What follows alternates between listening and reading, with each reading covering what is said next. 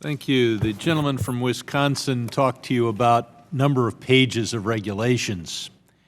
I practiced tax law, advised a lot of small businesses, and this idea of number of pages of regulations is a great soundbite, but has nothing to do with actually making it easier for businesses to transact business. If you look at tax law, thank God we've got long pages of regulations so we can find out what the answer is. In the area of antitrust law, the regulations are basically non-existent, and so you go to the law library and you read hundreds of pages of court decisions and you still don't know what the answer is. So the idea that more pages of business regulations means more problems for business is a great political soundbite, but it's actually government agencies clarifying what the law means.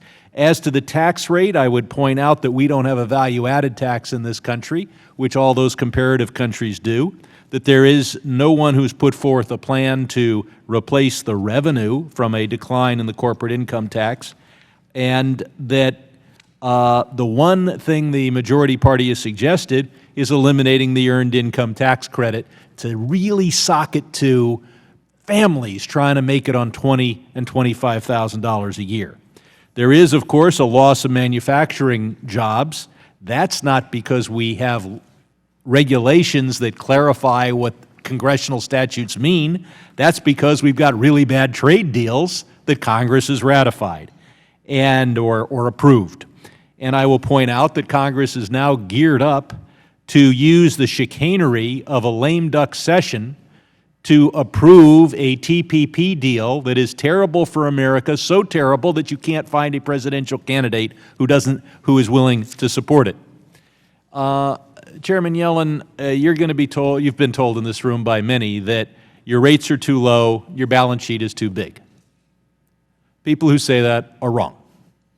America is underperforming. Our inflation rate is lower than your target, and our labor participation rate is lower than everyone's target. As to the size of your balance sheet, I know that you focus on the effect it has on the economy as a whole. But there's also the tens of billions of dollars that you turn over to the Treasury. Do you and your fellow FMOC members ever spend any time wondering whether Congress is going to have the money to provide a school lunch program, a school breakfast program? When you factor in how big your balance sheet should be, do you envision hungry kids here in America and how the money you turn over to this Congress could be used to feed them? So we are very focused on the dual mandate that Congress has given us, namely full employment and price stability. And the size of our balance sheet and the stance of monetary policy is all designed to promote those objectives. Rather than trying to make a profit, but we're pleased to be able to turn over $100 billion checks, but that is not what drives policy. But glad to be able to Speaking on behalf of the Congress that would otherwise have to cut cancer research or cut school lunches, thank you for the $100 billion checks. You're welcome. And please do factor that. The world's focused on Brexit, and it may be good or bad long-term for the world. We don't know. That's a decision for Britain to make. There are some at the extreme who are painting this as some immediate world calamity. Just want to ask a question about your schedule.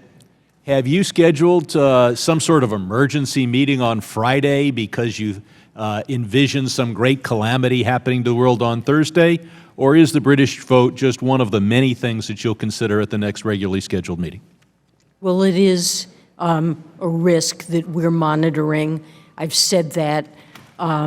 We will be watching closely to see what the vote is and what possible repercussions it might have.